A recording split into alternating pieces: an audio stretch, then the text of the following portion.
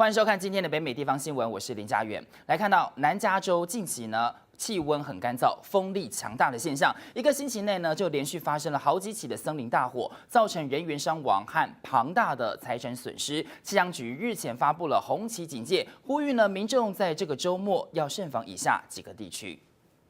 从10月9号开始燃烧的安纳罕冈山火，因为风力强劲，受灾面积逐渐扩大。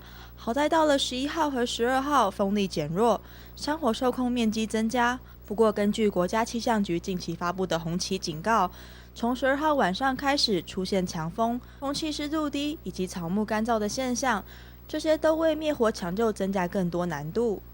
红旗警告从12号晚上开始，一直持续到14号上午，覆盖范围包括圣盖博山、天使国家森林以及范杜拉县 Los Padres 国家森林。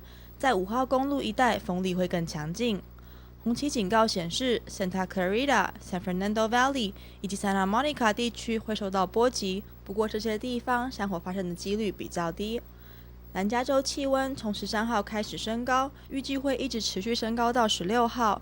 Yorba Linda 地区的气温可能会飙到98度，洛杉矶市中心最高可达92度，要一直到下周一才会开始逐渐降温。